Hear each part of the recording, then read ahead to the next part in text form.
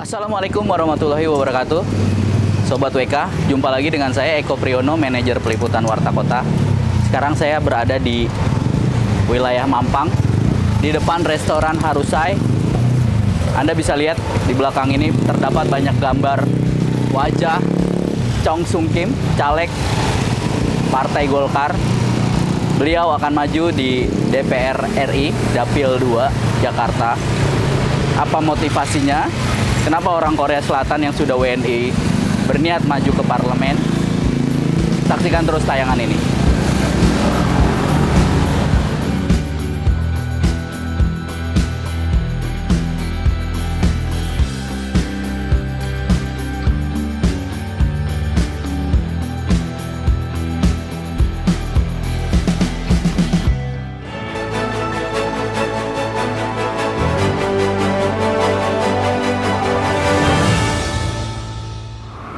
Sobat WK, saya sudah berada bersama Bang Kim.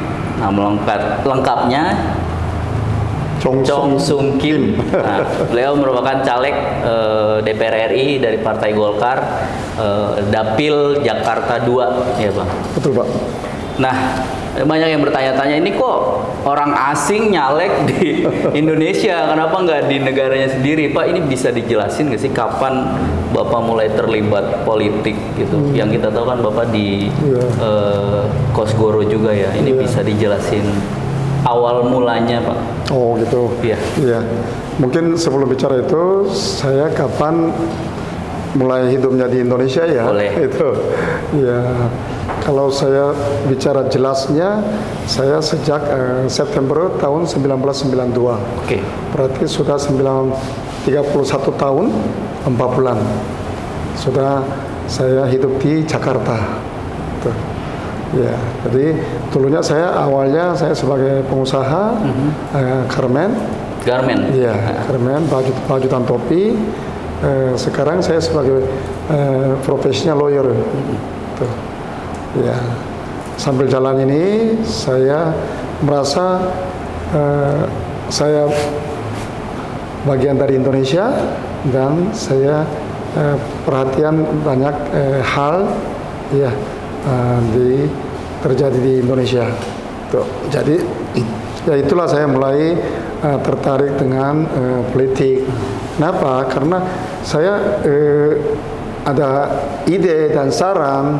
Saya sudah bicara sama dengan teman-teman politikus dan pejabat di pemerintahan, tapi tidak langsung semuanya pakai, ya. Jadi maka saya pikir saya harus masuk ke dalam sistem pemerintahan atau sistem lembaga negara. Ya itu aja, Pak. Oke. Nah itu ketika tiba di sini memang untuk berbisnis.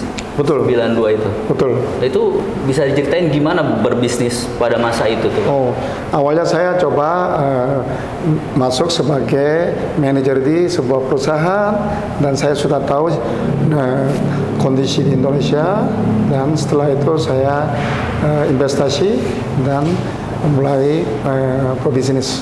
Oke. Membawa keluarga ketika sini. Ya, betul, Pak. Anak dan istri. Betul. Oke. Ya, Nah, jadi ya. Setelah lama kemudian mengenal Partai Golkar nih gimana nih Pak? Masuk ke Golkar.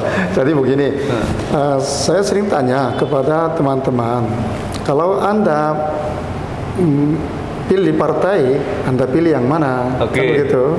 Ternyata kebanyakan orang pilihnya Golkar. Pada masa itu ya? Bukan, yang saya karena politik kan baru-baru yang ya kurang lebih 5 tahun lalu begitu. Oke. Jadi saya setiap kali saya tanya, contoh saya tanya ke Mas Eko, jawabannya Golkar. Saya tanya kenapa? Karena bilangnya, oh saya dari kecil memang darahnya Golkar. Oh darahnya Golkar, saya tanyakan, kenapa begitu? Ya memang dari kecil lihat ayah saya ya pakai seragam Golkar dan lain-lain, dan atau kami keluarga PNS, kami keluarga tentara, kami keluarga polisi, seperti itu. Jadi kebanyakan saya ketemu orang-orang jawabannya pilihannya Golkar begitu ya. Jadi ya kalau memang kebanyakan warga negara Indonesia suka partai itu, ya berarti saya juga harus ya masuknya ke partai itu. Oh, oke. Ya itu aja begitu ya. Kemudian apa visi misi yang Bang Kim bawa untuk maju sebagai anggota Dewan? Ya, Program. saya karena saya setiap kali datang ke Dapil, keluarnya semua itu biaya pendidikan. Oke. Maka mereka hampir sudah patah semangat tuh, karena sebabnya keterbatasan ekonomi orang tua.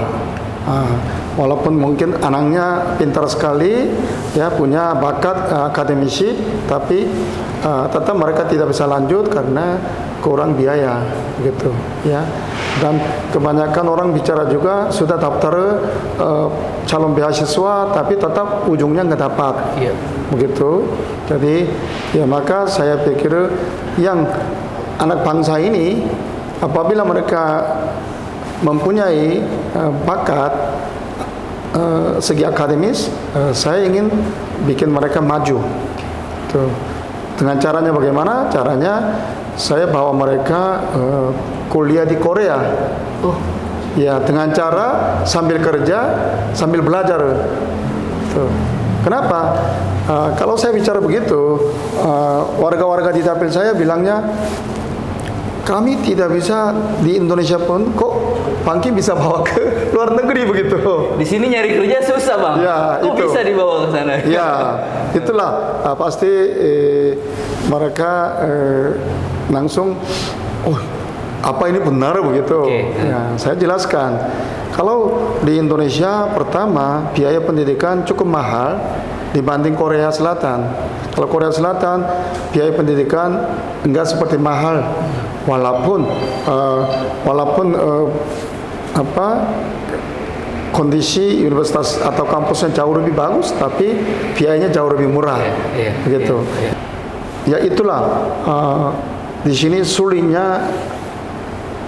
Contoh tenaga kerja itu maksudnya nilai tenaga kerja mungkin 4 atau 5 kali murah dibanding Korea Selatan, tapi biaya pendidikan lebih mahal. Maka sulit. Di sini kerja keras pun juga hasil dari hasil pendapatan keringat untuk membayarkan kuliah sulit begitu. Contoh salah satu yang universitas kedokteran saya tahunya sampai setahun 850 juta. Seperti itu ya. Tapi Korea walaupun kedokteran itu juga enggak mahal seperti itu. Ya, jadi maka program kami sambil kerja sambil belajar di Korea Selatan itu nyata. Bukan hanya impian. Gitu. Apakah harus jadi Bang Kim untuk merealisasikan program tersebut? Maksud saya, oke, kalau Bang Kim jadi terpilih masuk Senayan, tapi kalau tidak terpilih, apakah program itu tetap dilakukan? Oh, tetap jalan, tetap jalan. Ya, tetap jalan karena itu ya saya perangkatnya itu untuk peduli ya rakyat di Dapil saya terutama atau rakyat di Jakarta, gitu. Jadi itu tidak ada terkait saya terpilih atau tidak terpilih, itu tetap jalan. Ini caranya bagaimana ya, Bang? Maksudnya Abang sudah bekerja sama dengan universitas apa? Kemudian artinya harus bekerja sama dengan perusahaan sana juga. Itu mengomunikasikannya gimana, Bang? Ya, begini, kami sudah mendirikan satu wadah, namanya Yayasan Bangkit Peduli. Yayasan Bangkit Peduli. Ya, nanti kami yang kriteria-kriteria itu akan umumkan di dalam website kami. Gitu. Nanti anak-anak Jakarta mereka daftar ke situ dan kami seleksi, dan orang-orang itu harus bisa bicara berbahasa Korea, ya, dan lain-lain sudah memenuhi syarat kriteria itu akan proses administrasi pendaftaran. apabila sudah dapat konfirmasi dari sebuah kampus di Korea, itu baru proses keberangkatan. Oh, mereka seleksi sendiri ya? Ya. Oke, cari kampusnya sendiri ya? Oke, Ya, jadi mereka kalau tidak bisa seleksi sendiri, nanti kami rekomendasi dan kampus Korea baru mereka menentukan. Iya. Ya, karena mereka ada kriteria ya bahasa Korea dan lain-lain, itu sudah memenuhi syarat untuk masuk ke kampus itu, baru dapat konfirmasi dan baru proses administrasi di Indonesia. Oke. Terus yang pekerjaannya? Pekerjaan itu kami ada MOU dengan universitas itu melalui perusahaan Indonesia Center. Nanti dari situ mereka rekomendasi yang kerjasama dengan kampus itu. Jadi mereka kerja di situ maksimal per minggu 25 jam. Kalau dia nilainya bagus, bisa tambah 5 jam bonus. Ya, jadi maksimum per minggu bisa 30 jam kerja. Maka hasil kerja itu bisa bayar biaya pendidikan di sana, plus jadi biaya asramanya bisa bayar. Berapa Bang Kim yang didapat? Perkiraan yang hitungan kasar minimum 1 bulan rata-rata $4.000. $4.000? Ya, $4.000. Wow. Bukan, sorry, bukan bukan 1 bulan, setengah tahun, $4.000. Ya. Tuh. Kemudian Bang, di kartu nama Abang ini ada visi misi yang paling terakhir menarik juga nih Bang. Memfasilitasi investor Korea Selatan untuk membuka lapangan kerja baru di Jakarta.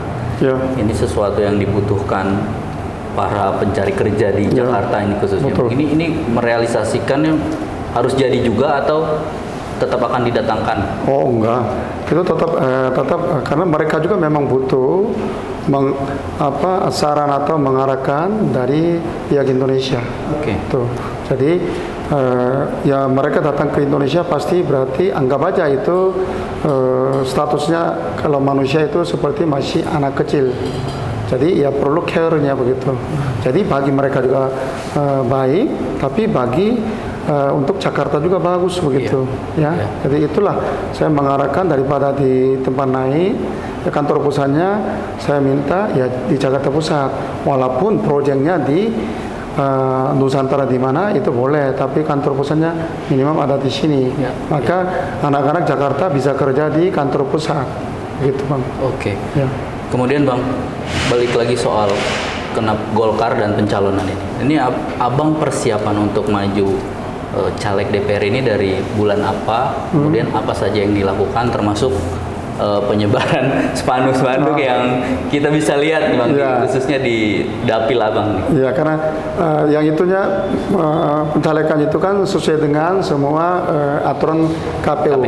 Ya, jadi bulan-bulan ini saya sulit itu ingatnya, tapi ya saya sudah jadi memenuhi syarat untuk TCS. Ya, kalau nggak salah pada bulan Mei, begitu, dan sudah memenuhi syarat sebagai DCT pada bulan Oktober. Ya, dan setelah DCT baru KPU umumkan saya menjadi sebagai caleg.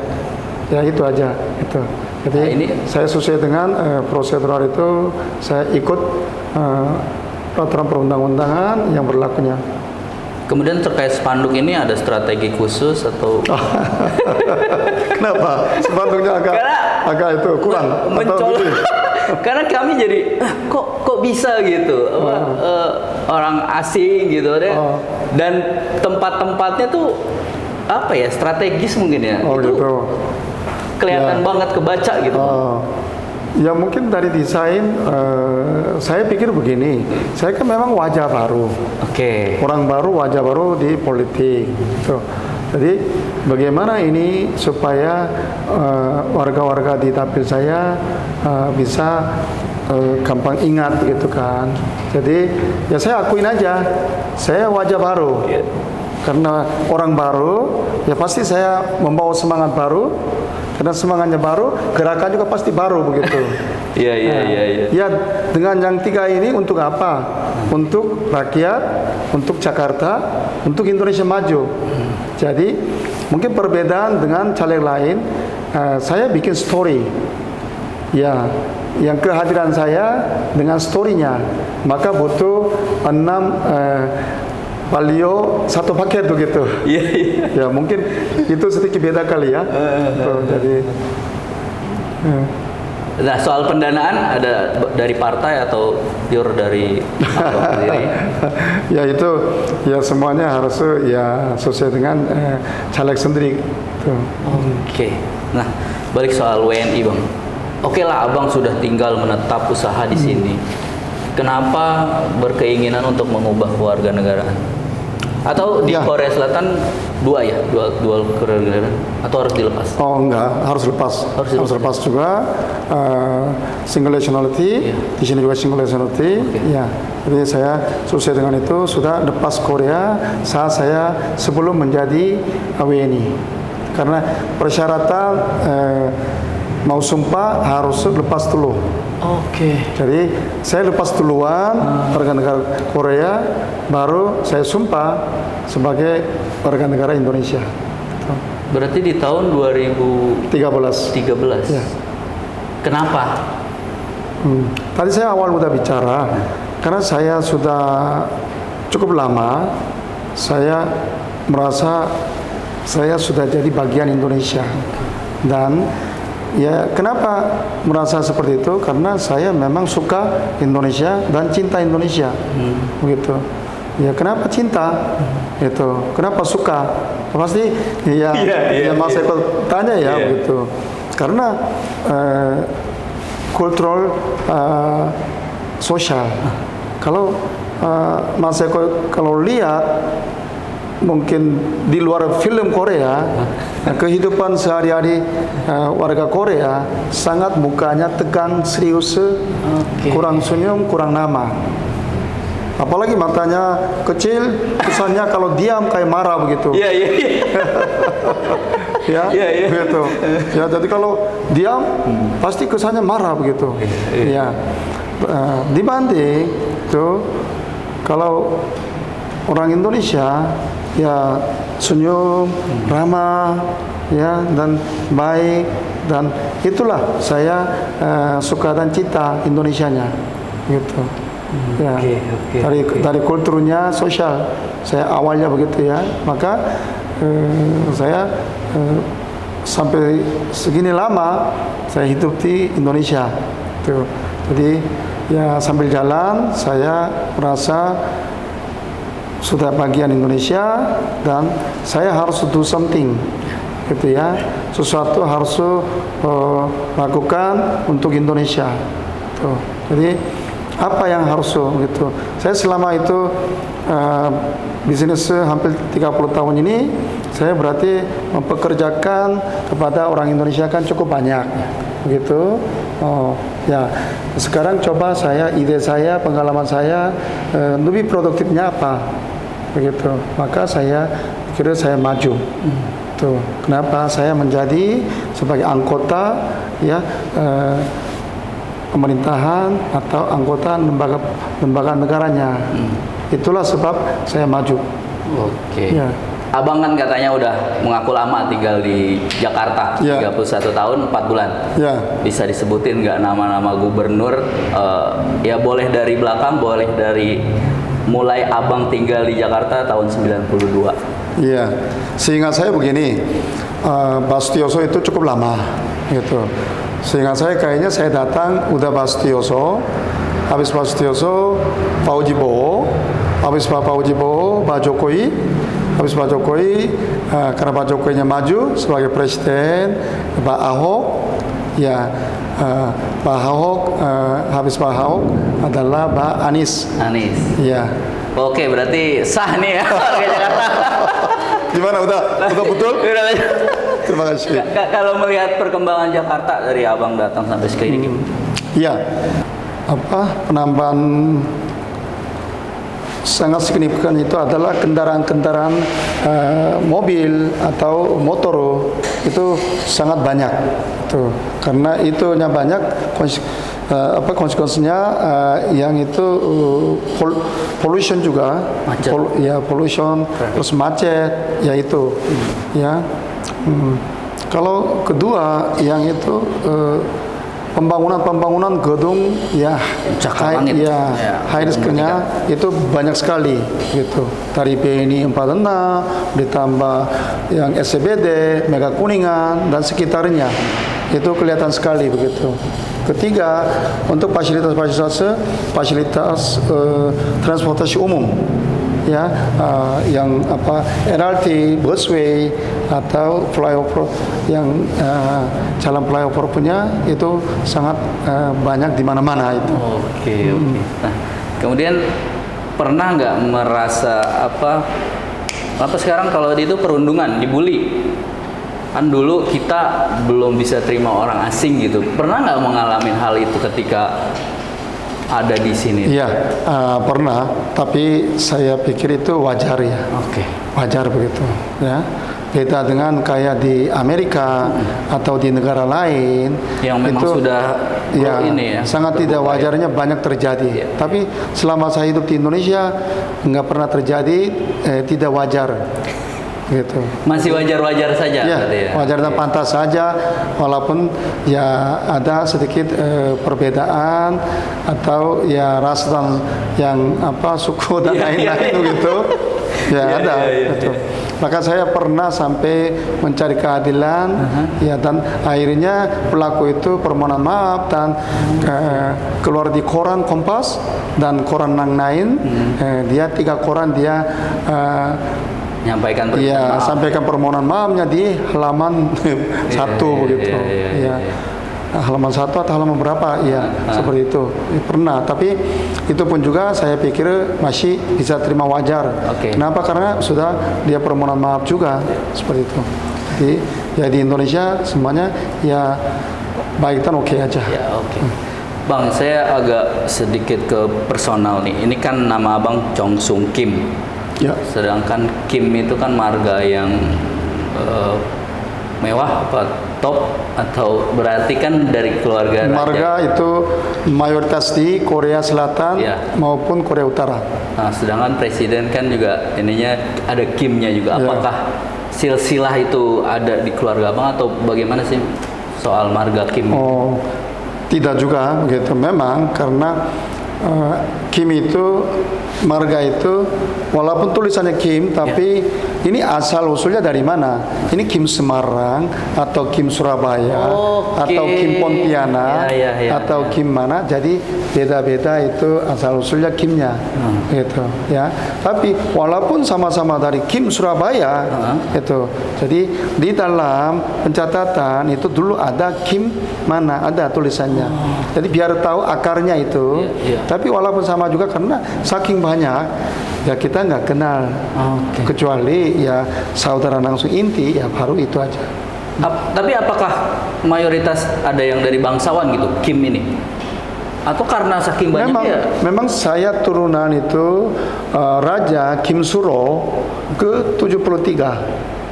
Bang Kim? Ya, ke-73. Tapi di Korea itu nggak hitung.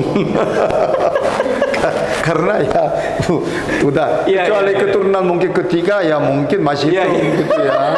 Ke-73 ya udah kali 30 tahun aja berapa? Udah 2.000 lebih. Kan begitu. Jadi juga ya. Jadi sama dia juga kan yang mungkin Mas Eko bisa lihat yang nonton Dynasty Joseon.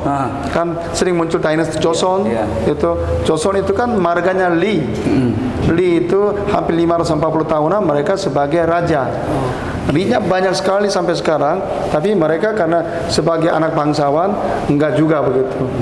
Iya. Termasuk berarti para pemain bola ya, Park Ji-sung tuh, terus Hang Sang-min sekarang itu sama. Beberapa marga ada keturunan raja ada, tapi di luar itu tidak ada. Oke. Kemudian ini soal gelar nih. Ini kan sarjana hukum dan master. Itu berarti kan pendidikannya di Indonesia ya? Betul. Boleh diceritain nggak ini dari mana nih asal usulnya?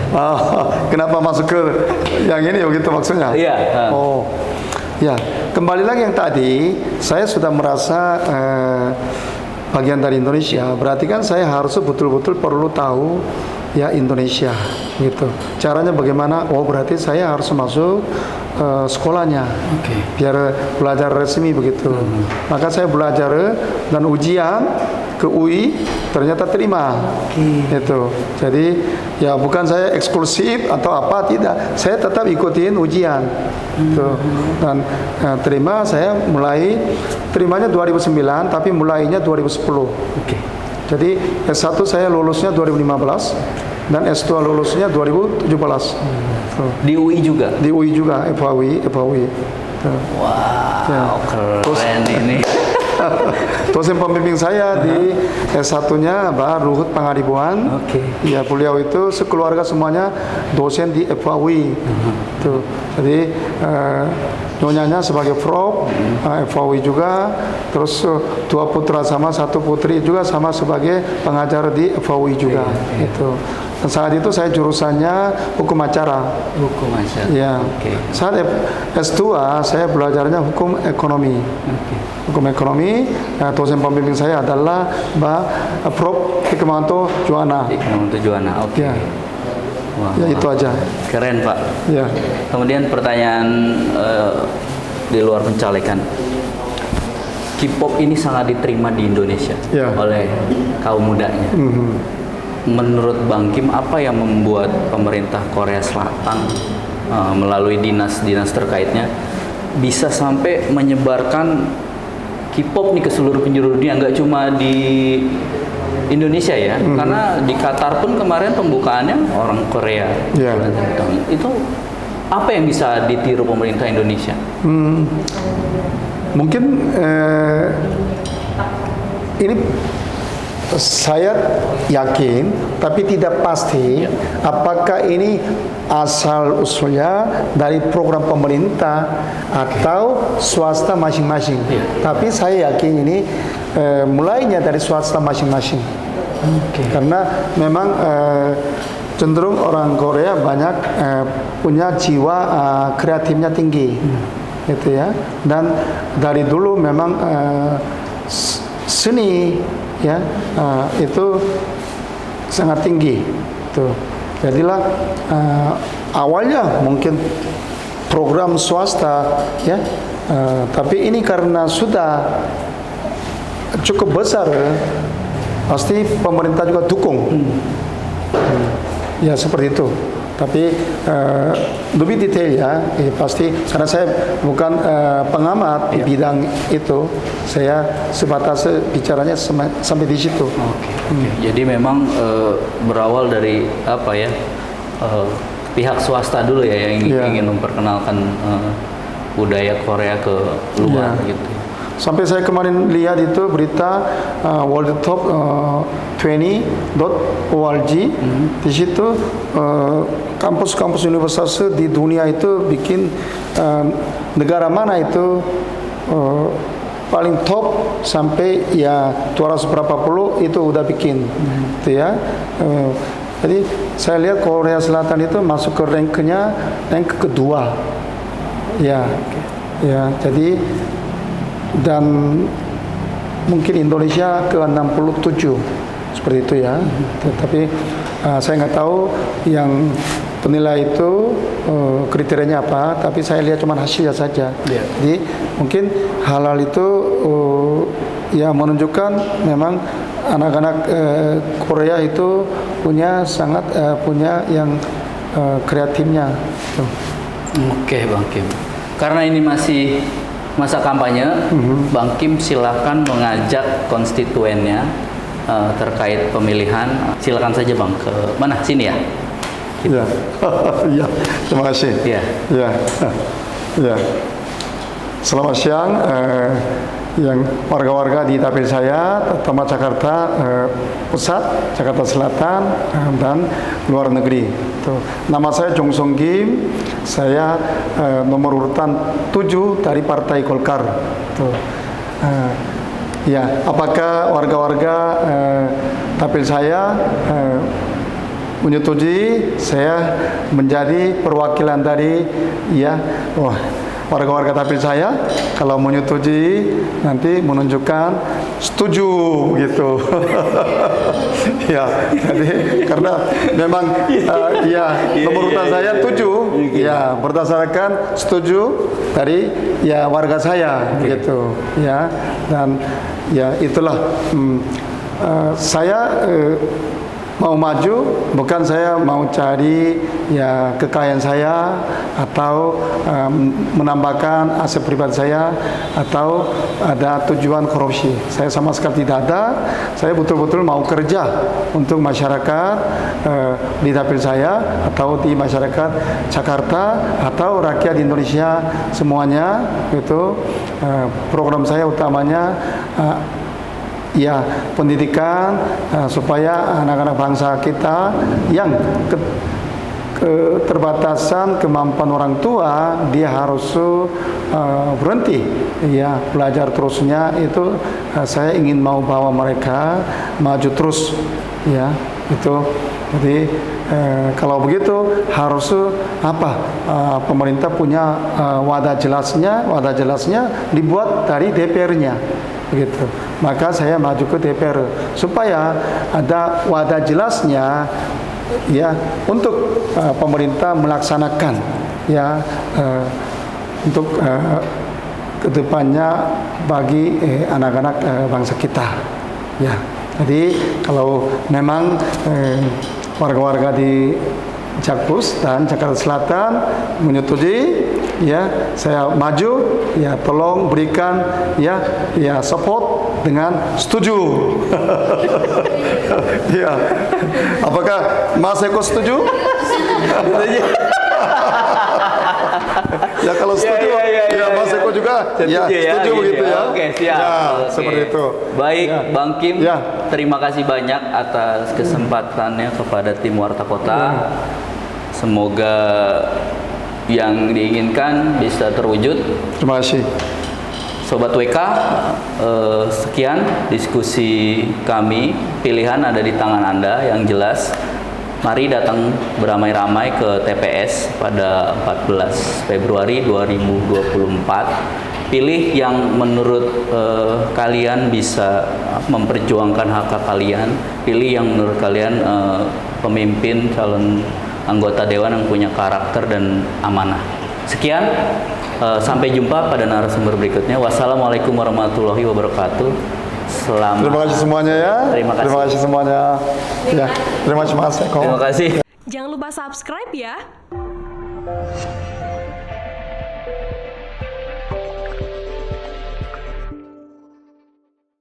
Jangan lupa subscribe ya.